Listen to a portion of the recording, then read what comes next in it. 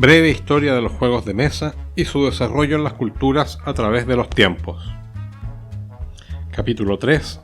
Tradiciones lúdicas en aislamiento histórico. Preámbulo. La exuberancia lúdica de los parajes más exóticos. El pulso actual de nuestro planeta lo marcan la cultura cristiana occidental, el mundo del Islam y la cultura oriental centrada en el eje geográfico formado por India, China y Japón. De eso no cabe duda.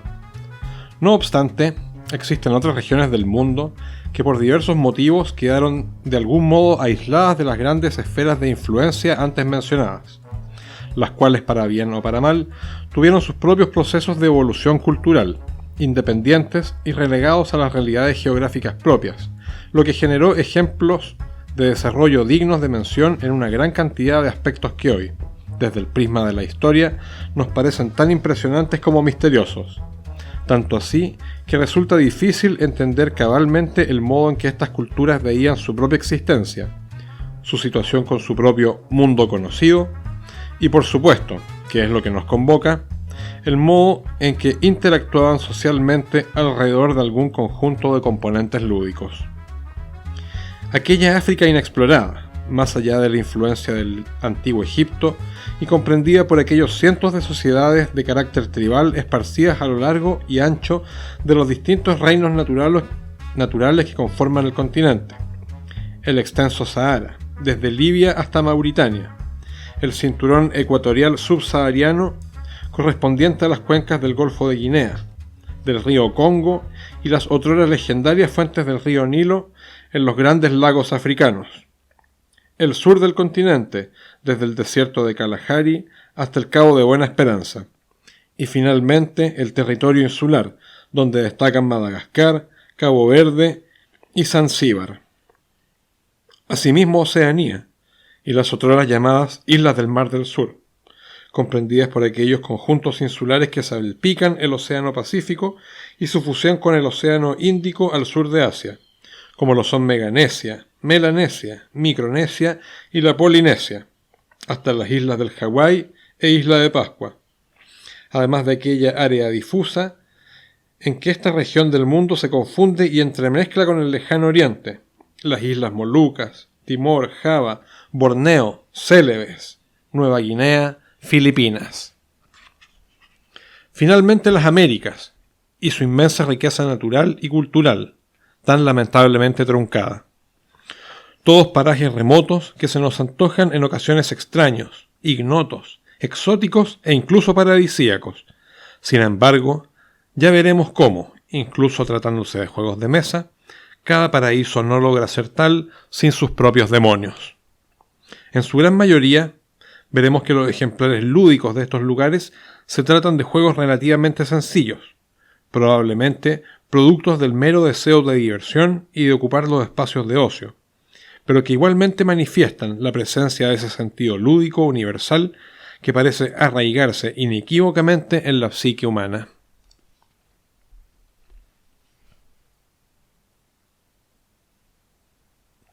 Juegos del África.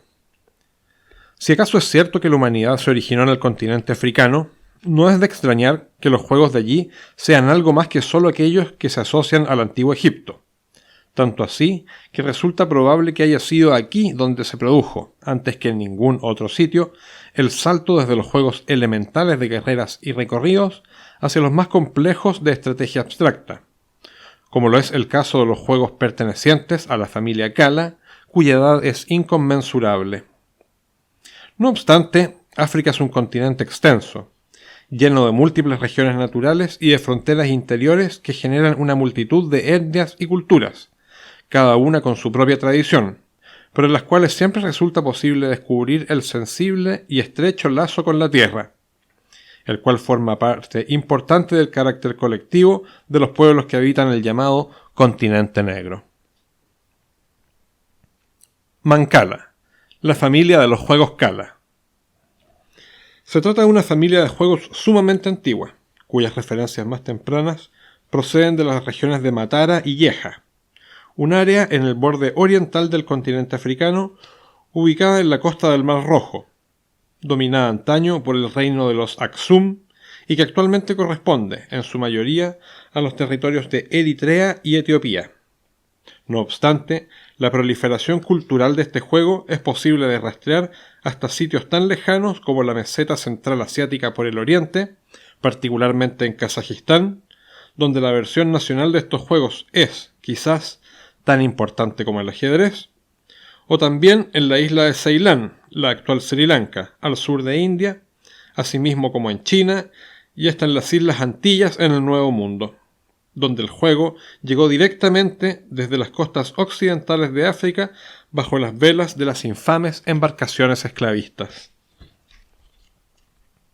No obstante, la data de estos juegos es imposible de fijar con certeza, debido a que sus primeras expresiones físicas debieron de haber sido, con toda seguridad, labradas en el mismo suelo de allí donde se jugaron, o sobre tablillas de arcilla cruda o madera en el mejor de los casos, por lo que en la actualidad solo ha sido posible hallar ejemplares más tardíos, labrados en piedra o fabricados en barro cocido. Pero se han encontrado algunos yacimientos arqueológicos en los cuales se han conservado ciertas perforaciones en el suelo con esquemas de filas en paralelo, cuya existencia podría sugerir la práctica de estos juegos ya en los siglos VII o VI a.C., aunque dicho propósito para tales perforaciones solo son especulaciones. También han sido hallados tableros pertenecientes a períodos tanto preislámicos como actuales. Al respecto, Edward William Lane registró entre 1825 y 1828 que el juego del mancala era bastante popular en las cafeterías de El Cairo, en cuyas partidas el perdedor solía pagar los cafés allí servidos. Un aspecto notable de los juegos Cala es que, aun siendo de naturaleza estratégica, no nacieron como abstracciones lúdicas de luchas entre facciones, como ocurre con la inmensa mayoría de juegos tradicionales de este género, sino que obedecían a un concepto mucho más pacífico: la siembra de semillas en la tierra. Los juegos Cala se caracterizan por ser jugados sobre hileras de agujeros en los cuales se distribuyen cuentas de piedra llamadas semillas, de uso común para los dos jugadores, debiendo estos alternarse en turnos para recogerlas y distribuirlas estratégicamente con el fin de poder hacerse con ellas, y contarlas luego como puntos a su favor. Resulta interesante mencionar que la denominación Cala es bastante posterior al origen natural del juego y proviene de la palabra árabe Nakala. Seguramente los invasores árabes del Magreb habrían visto a los nativos jugar este curioso juego que consistía en mover grupos de semillas, piedras o cuentas entre los agujeros labrados para ello.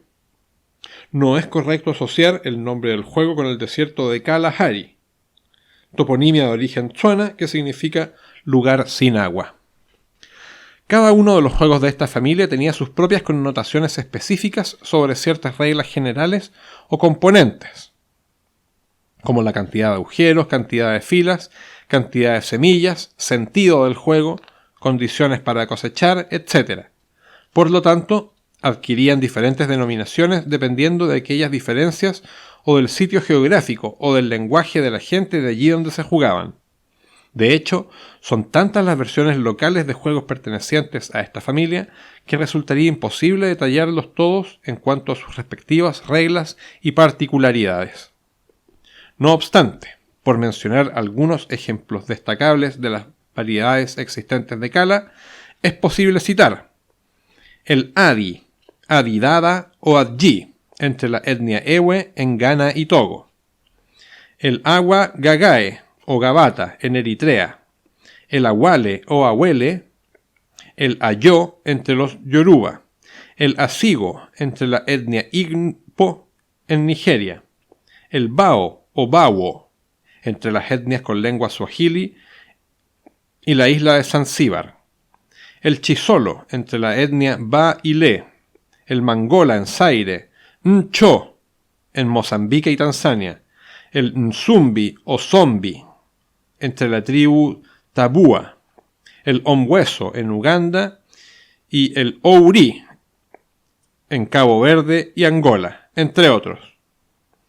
Como se ha mencionado, no todos los juegos Cala se circunscriben al África, sino que es posible encontrarlos también por todas partes del mundo.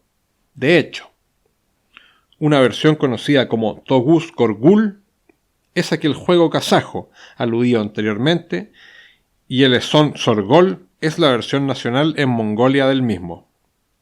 Por su parte, el Palanguli es una versión srilankesa, mientras que el Adjiboto y el Awari son variantes que se desarrollaron entre los esclavos de origen dahumi, togolés y nigeriano en Surinam y en las Antillas. El Ou Li On Nam Od Chin se juega en Borneo, el Baccara en Levante, el Sel Kok Kia Kokiji en China, Congak en las Islas Marianas, entre la etnia chamorro, el Dakon en Java, el Ovalhu en las Islas Maldivas y el Xunca en Filipinas, solo por mencionar algunos, ya que se estima que deben existir unas 1150 denominaciones locales dentro de esta familia de juegos. De entre todas las versiones, existe una que se considera actualmente como la más representativa o estandarizada de todas, la cual ha alcanzado bastante popularidad a partir del siglo XX, el Owari, cuyo nombre también se ha difundido, confundido y generalizado como Mancala. Sobre el Owari, posiblemente sea correcto mencionar que en perspectiva actual se trataría del epítome o manifestación más genérica de estos juegos, tanto así que algunos sostienen que en realidad es la conjetura moderna más sencilla sobre las reglas de los juegos Kala, y que por lo tanto se trataría de un juego actual basado en uno antiguo. De acuerdo con las referencias históricas, parece proceder del país de Ghana, ubicado en la orilla septentrional del Golfo de Guinea, y más específicamente de entre la etnia Asante, en cuyo idioma el nombre del juego interpreta cierta declinación de la palabra matrimonio. Esto, por lo que se cree, se debe a una leyenda acerca de una pareja que jugaba una partida en la que ambos se esforzaban por no recoger semillas, eternizando su duración, debido a que mientras estuviesen jugando, estos permanecerían juntos. En el Owari se enfrentan dos jugadores, entre los cuales se disponen dos filas de 6 agujeros cada una, de modo que quede una fila hacia cada jugador. Antes de comenzar la partida, se colocan 4 semillas dentro de cada uno de los agujeros. Todas las semillas son de uso común y no existen diferencias de color o forma entre ellas. En su respectivo turno, cada jugador debe recoger uno de los agujeros de su propio lado y luego recoger todas las semillas en él, para posteriormente irlas depositando de a una en los agujeros siguientes en un sentido que se ha convenido previamente, el cual rige para toda la partida. Por ejemplo, si el agujero escogido tiene 5 semillas en su interior, entonces el jugador deberá distribuir esas 5 semillas, una por una, en los 5 agujeros siguientes. A este movimiento se le conoce como sembrar. Si al sembrar se consigue hacer que con la última semilla queden una o dos de estas en el agujero correspondiente, considerando las que ya existían ahí previamente, entonces estas se recogen o cosechan, retirándolas del tablero y reteniéndolas para sí como puntos para la victoria. Por supuesto, gana el jugador que logra cosechar la mayor cantidad de semillas al final de la partida. En su libro Juegos de mesa y tablero de muchas civilizaciones, R.C. Bell transcribió algunas anécdotas interesantes sobre las costumbres locales asociadas a los juegos Kala. Por ejemplo, una anotación del explorador inglés Richard Jobson sobre cómo vio jugar nativos al Wari durante su expedición a lo largo del río Gambia entre 1620 y 1621. Y dice así: al calor del día, los hombres se sientan en compañía bajo la sombra de los árboles, para recibir el fresco de la brisa y pasar el rato conversando y jugando para recrearse. Allí ubican, entre 2 jugadores, un trozo de madera con agujeros labrados, los cuales rellenan con unas 30 piedras, las cuales van contando, moviendo y recogiendo, en lo cual algunos de ellos resultan maravillosamente ágiles. Otra anotación curiosa hecha por Bell pertenece a la tradición del Awari, en la isla caribeña de St. Kitts, en la cual sostiene que la manufactura de los tableros involucra ciertos riesgos espirituales, en cuyo caso solo los fabrican hombres viejos y viudos, y que pese a ser excelentes talladores, los tableros los hacen toscos e imperfectos, dado que a medida que se utilizan para jugar, el roce de los dedos los va puliendo y suavizando. Asimismo, se dice que en una misma aldea existen dos tipos de tableros, unos de superficie recta y otros curvados, ya que cada vez que moría un hombre que prefería uno de ambos, en adelante y por algún tiempo se jugaba con el otro, a fin de disminuir la posibilidad que el alma del muerto fuera retenida en éste. Luego se menciona que allí tampoco se juega por las noches, dado que los yorkas, o fantasmas, y los zombies, o zombies, se sienten especial y extrañamente atraídos por el juego, y los vivos temen ser poseídos o atacados por estos. El juego del Fanorona. Fanorona es otro juego de origen africano, pero que tiene la particularidad de haber proliferado con mayor arraigo en la isla de Madagascar, ubicada al sureste del continente, frente a las costas de Mozambique, y bañada por las aguas del Océano Índico. No obstante, no es posible establecer con certeza si el juego nació en aquella isla o si llegó a ella desde el continente o de alguna otra parte. El único antecedente que se tiene sobre la posible data del juego es una leyenda en la cual una partida le costó su ascenso al trono a un príncipe nativo. La leyenda cuenta que un brujo astrólogo, perteneciente a la corte del rey Ralambo, logró influenciar al monarca sobre el método de selección que éste debía de utilizar para escoger de entre sus dos hijos al que sería su sucesor, llegando a establecerse que, ya que ambos príncipes se encontraban lejos en aquel momento, el rey le entregaría el poder al primero de los hijos que se presentara ante él. En el momento en el que el mensajero enviado con la noticia para el primogénito, el príncipe Andrián Tompo Condrindra, logró dar con él, este se encontraba demasiado ocupado en una partida de Fanorona y especialmente concentrado en una, desde entonces infame, situación conocida como Telo no Jodimi, o 3 contra 5.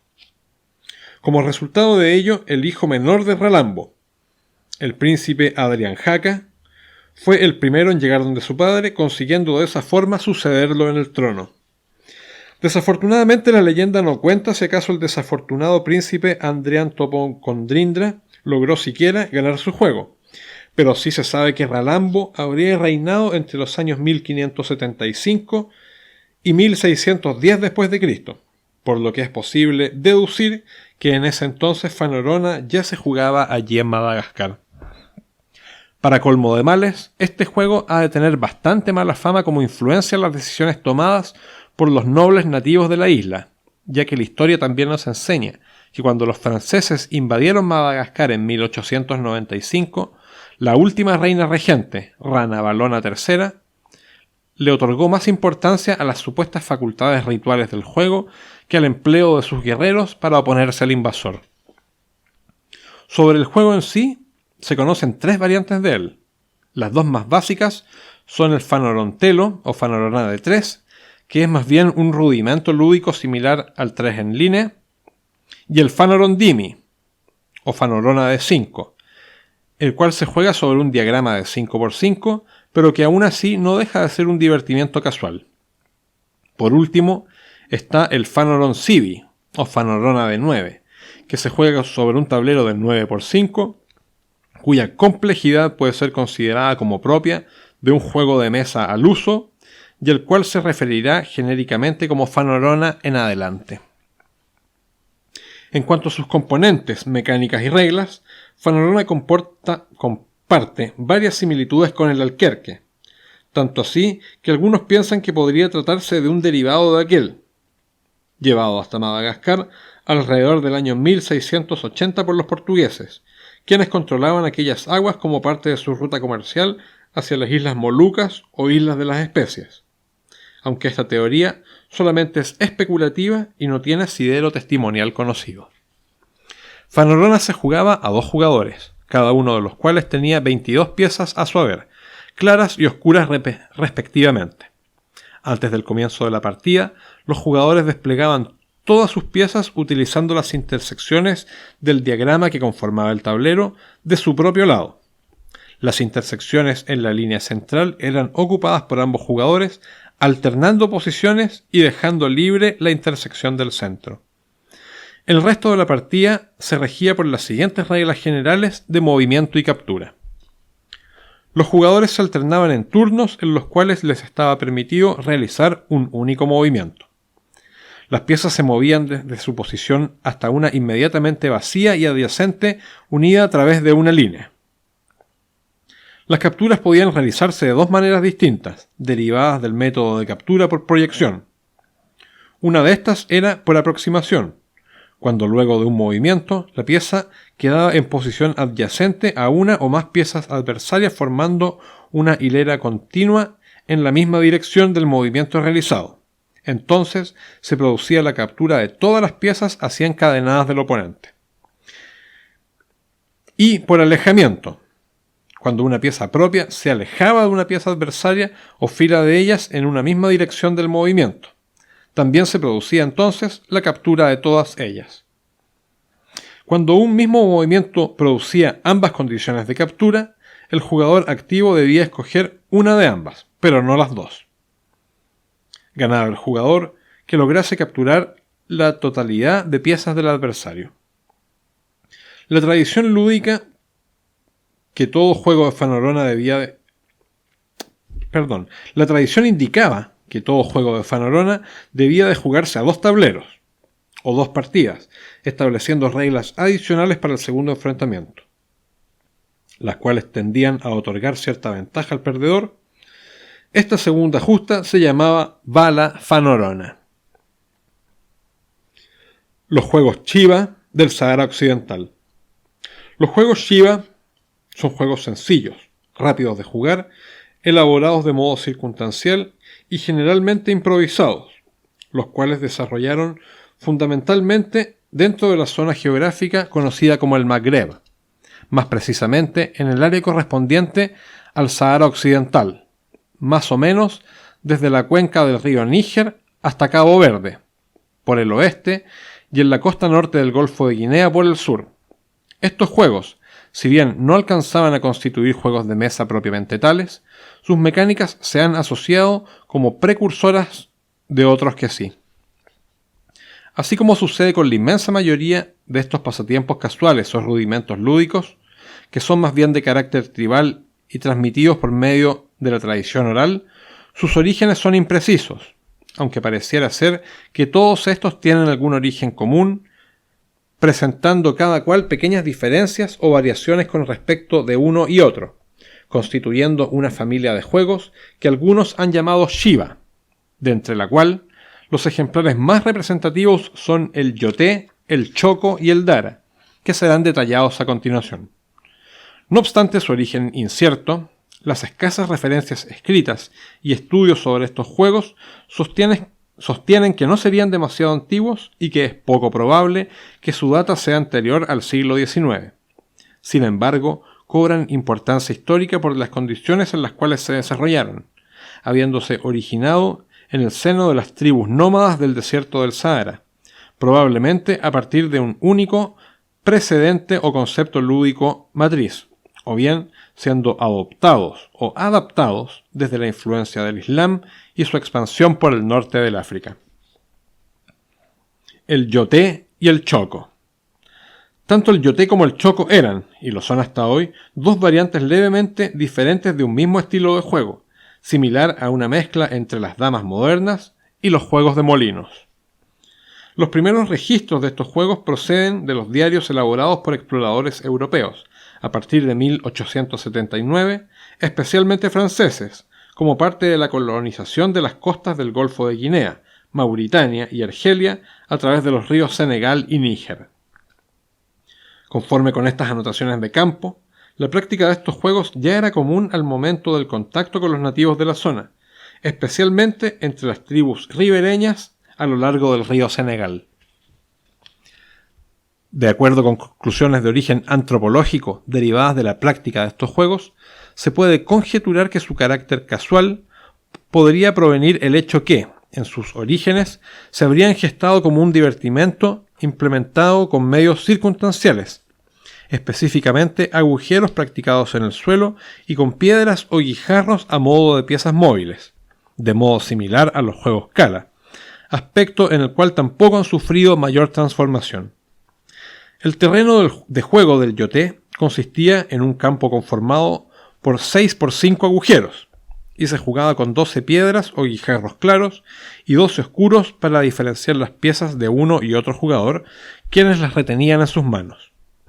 El juego se iniciaba con los agujeros vacíos y en cada uno de sus turnos el jugador debía decidir entre colocar una nueva pieza o mover alguna de las ya colocadas. Este movimiento solo podía ser de una posición y en dirección vertical u horizontal hacia espacios vacíos. Las capturas se realizaban mediante el método del salto corto, es decir, como el de las piezas sencillas de las damas, y ganaba aquel jugador que lograba capturar la totalidad de piezas del oponente. Sin embargo, también había una regla adicional que representa uno de los aspectos más interesantes de estos juegos: los repentinos cambios de suerte que se ocasionan al otorgar la oportunidad de eliminar una segunda pieza adversaria cualquiera luego de realizar una captura, lo cual, como se puede comprender, infería reveses estratégicos en cualquier momento del juego. Por su parte, el choco consistía en la aplicación de algunas diferencias respecto de las reglas del yoté. Se jugaba sobre un campo de 5 por 5 agujeros y por algún motivo desconocido se otorgaba bastante ventaja al jugador inicial, ya que éste llevaba la iniciativa siempre, en el sentido de que el segundo jugador siempre debía repetir la acción del primero. Es decir, si se añadía una nueva pieza, el segundo estaba obligado a hacer lo mismo, y si el primero decidía mover, el otro debía forzosamente optar por aquella opción. Para explicar aquella falla aparente en el equilibrio del juego, resulta posible hipotetizar que una sesión de juego debía de batirse a 2 o más partidas, alternándose el privilegio del jugador inicial entre uno y otro jugador a lo largo de la justa, aunque esta posibilidad no es más que una especulación. Ambos juegos quedaron registrados formalmente en el Erario Lúdico por el historiador de juegos de mesa H.J. Murray en su libro Historia de los juegos distintos del ajedrez. El juego del Dara o las damas tuareg. El Dara es otro juego perteneciente a la familia Shiva, pero diferente del yoté y el choco, y probablemente también es el miembro mejor conocido de esta familia, aunque también podría ser su ejemplar más tardío. Su denominación es la utilizada por la gente de las tribus Dakarkari en Nigeria, aunque allí también es ampliamente conocido con el nombre de Wali. Asimismo, también asume otros nombres dependiendo de allí donde se ha jugado. Por ejemplo, entre la gente y lengua hausa se conoce como Doki. Los Sarma al oeste de Níger lo llaman Dili y en Sudán es el Dala. Existe una versión llamada Dra, que practican los Dama Chek al sur del Líbano, en el cercano oriente, y en occidente ha llegado a ser mayormente conocido como Damas Tuareg, aunque en aquellas tribus nómadas del desierto el juego es conocido como Kerab. El Dara se juega sobre campos de 6 por 5 o 6 por 6 agujeros indistintamente, y cada jugador, como sucede en la gran mayoría de juegos Chiva, dispone de 12 piedras, oscuras para uno, claras para el otro, las cuales se utilizan como piezas de juego. Tradicionalmente existe la posibilidad de que un jugador utilice los huesos del dátil de la palma de Tebas y el otro ramitas de la misma, cortadas del tamaño adecuado. No obstante, a diferencia de otros juegos Shiva, las capturas no se producen a través de la técnica del salto corto, sino que los jugadores deben intentar alinear vertical u horizontalmente 3 de sus propias piezas, haciendo un 3 en línea, lo cual permite capturar una pieza cualquiera del oponente, siempre y cuando aquella no se encuentre conformando una alineación de 3, las cuales están protegidas.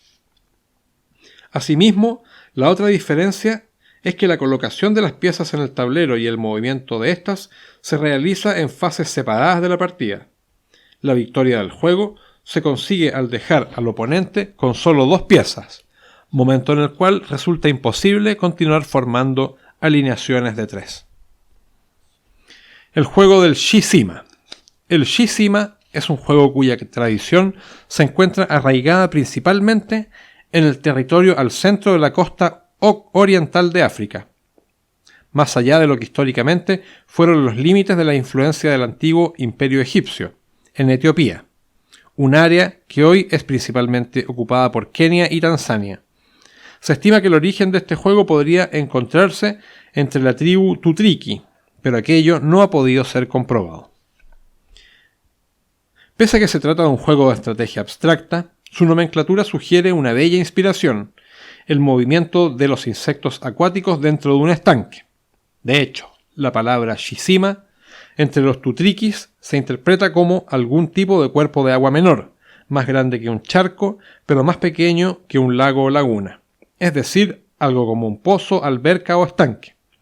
Asimismo, las piezas móviles de los jugadores son llamadas imbalabali, literalmente bicho acuático, aunque dado el movimiento de las piezas, se estima que el término se refiere más bien a aquel tipo de mosquito capaz de sostenerse sobre la superficie del agua, más que aquellos otros que moran debajo de ésta.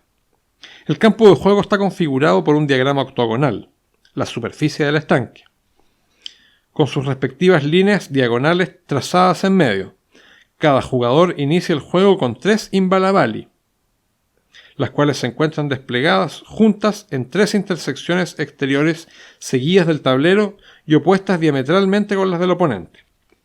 En cada uno de sus turnos, el jugador debe desplazar una pieza imbalabali desde su ubicación actual hacia una intersección contigua y desocupada del tablero, intentando materializar la alineación perfecta de sus 3 bichos, lo cual necesariamente requiere de la ocupación de la intersección central del diagrama, condición que finalmente otorga la victoria en el juego. Juegos en las Américas. Dentro de los pueblos originarios de América, es posible contar diversas culturas y civilizaciones, algunas sumamente avanzadas, las cuales normalmente se asentaron a través del cultivo del maíz como cereal predominante, y otras bastante más primitivas, incluso nómadas estacionarias, dedicadas fundamentalmente a la caza y la recolección. No obstante aquellas diferencias, resulta bastante curioso el hecho que, entre unas y otras, existieron modelos lúdicos que hoy en día podrían clasificarse como juegos de mesa, mientras que en otras, avanzadas o no, no se tiene prácticamente constancia ni sospecha alguna sobre la práctica o presencia de algún tipo de esparcimiento lúdico. Como es posible inferir, los primeros ejemplares hallados corresponden a Mesoamérica, área donde arribaron los primeros colonizadores europeos y que se corresponde con lo que hoy es México y América Central, la cual había estado habitada por numerosas civilizaciones importantes, como los olmecas, los mayas y los aztecas.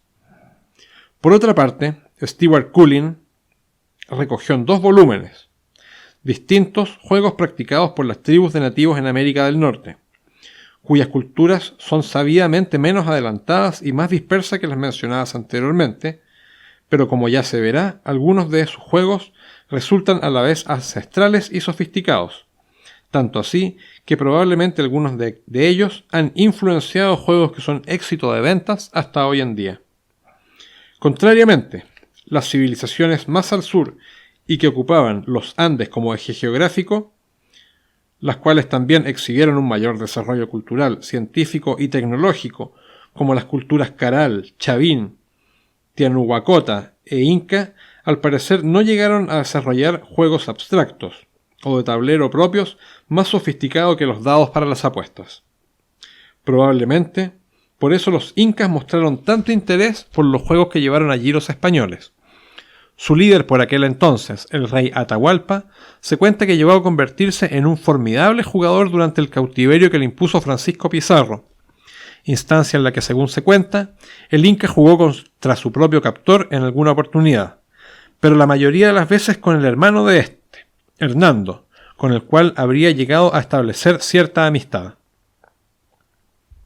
La mayoría de las versiones coinciden en que el juego que hizo más llevaderos los últimos días de Atahualpa fue el Alquerque de 12, teoría apoyada principalmente en un dibujo relativamente contemporáneo a los hechos, elaborado por el cronista de ascendencia incaica Felipe Guamán Poma de Ayala, mientras que otras versiones sostienen que habría sido el juego del ajedrez.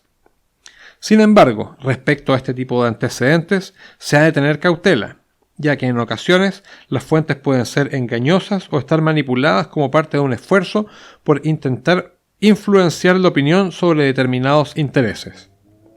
En este caso particular, existe una curiosa versión que plantea que el juego de Atahualpa era uno propio de los incas llamado Taptana, consistente en una tabla con varios cuencos a través de los cuales se desplazaban unas bolas. Sin embargo, y pese a que se ha llegado a especular que aquel artefacto de probable origen cañari y posteriormente adoptado por los incas, podría haber tenido un sentido lúdico ritual, lo cierto es que hasta donde se sabe, consistía un sofisticado artefacto de contabilidad comparable con el ábaco, con el cual se podían realizar las 4 operaciones matemáticas básicas. Juegos de Mesoamérica. El Patoli. Se trata de uno de los juegos probablemente más antiguos practicados en la Mesoamérica precolombina, teniéndose en cuenta que los estudios arqueológicos indican que ya existía en el seno de la cultura teotihuacán en el Valle de México y que luego habría sido traspasado probablemente sin mayores alteraciones a las demás culturas que posteriormente ocuparon el área en los períodos clásico y posclásico, como los zapotecas, mayas, toltecas y finalmente los mexicas o aztecas, civilización que dominaba el área comprendida desde el Valle de México hasta la península de Yucatán al momento del encuentro con los conquistadores españoles. Aún así, hay quienes sostienen que los teotihuacanos habrían cogido el concepto de juego a partir de un juego anterior y similar, quizás practicado por la cultura olmeca en algún momento del extensísimo período formativo, entre el año 3000 a.C. hasta el inicio de la era cristiana aproximadamente. Pero no existen evidencias arqueológicas útiles para sostener esta conjetura. Haciendo caso de las crónicas de la época de la conquista y posteriores, como las de Fray Bernardino de Sahagún, de Fray Diego Durán o de Alfredo Chavero, actualmente se sabe que el patoli y otros juegos eran practicados desde cierto ámbito ritual, pero que también estaban muy sesgados por las connotaciones negativas de su naturaleza azarosa y su relación con la embriaguez y la afición desenfrenada a las apuestas entre quienes los jugaban. Al respecto, se comenta que antes del inicio de una partida solían quemarse inciensos y, entre comillas, otras hierbas, o que los jugadores solían embriagarse durante las partidas y que en ese estado se llevaban a apostar pertenencias, la ropa e incluso la propia libertad, cuando ya no se tenía con qué seguir jugando. Al respecto se ha escrito: Durán pinta a los mexicas como muy aficionados a los juegos y a las apuestas, y uniendo el juego con la embriaguez, dice que los jugadores ponían jarros de licor a su lado y que tenían por dios a Ometoctli. A los que por costumbre tenían este vicio, los despreciaban y huían su compañía, y llegaban a tal extremo esos jugadores que cuando ya nada tenían que apostar por haberlo perdido todo, jugábanse a sí mismos por cierto precio, con condición de que si dentro de un tiempo determinado no se podían rescatar, quedaban por esclavos perpetuos del que los ganaba. Además de la identificación de una deidad para el juego, en ocasiones Ometotli, el dios conejo, y en otras Macuil Xochitl, o Cinco Flor, se cree que el origen religioso o ceremonial del patoli estaba ligado de algún modo al destino, al paso del tiempo y de las estaciones. En ese sentido, hay quienes mencionan que sus supuestas 52 casillas coinciden con los ciclos temporales de los mexicas, los cuales duraban 52 años divididos en 4 trecenas, periodos de 13 años. No obstante, la naturaleza pagana, altamente adictiva y degenerativa del juego, causó que los conquistadores lo prohibieran, llegando a llamarlo el juego del diablo.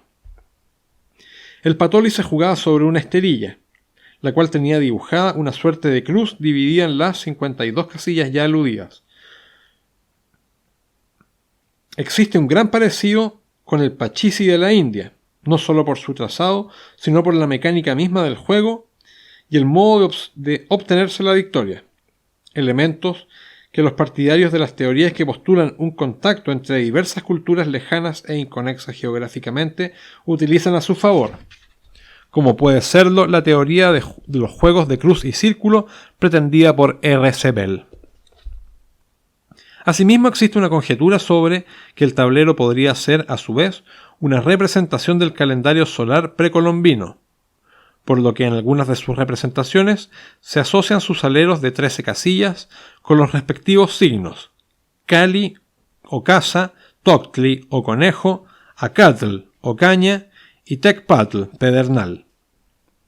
El nombre Patoli, de acuerdo con la ancestral lengua náhuatl, quiere decir frijol rojo, específicamente en alusión a una variedad típica de frijol colorín pequeño y de radícula negra, el cual era utilizado como piezas de juego y también como protodados binarios. No está muy claro si el juego era para 2 o 4 jugadores. Probablemente ambas cantidades eran posibles.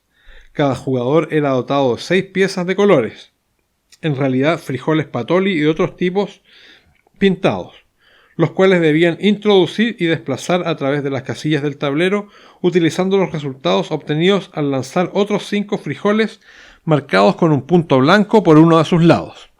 La cantidad de puntos blancos hacia arriba indicaba la cantidad de casillas que avanzar. Caer en alguna de las 2 casillas correspondientes a los extremos de cada crucero permitía obtener turnos adicionales para avanzar. Las casillas triangulares, dispuestas en la parte inmediatamente anterior a dichos extremos, servían para exigir apuestas a los demás jugadores. El objeto del juego era ser el primero en recorrer todo el tablero. El juego del Puluk, también conocido como Bull, Volk o sencillamente juego del maíz, se trata de un juego proveniente desde las tierras altas de Guatemala. Sin embargo, las constancias históricas existentes son insuficientes para establecer en forma clara si acaso el juego es de orden prehispano o si fue desarrollado posteriormente a la llegada de los europeos a aquella área.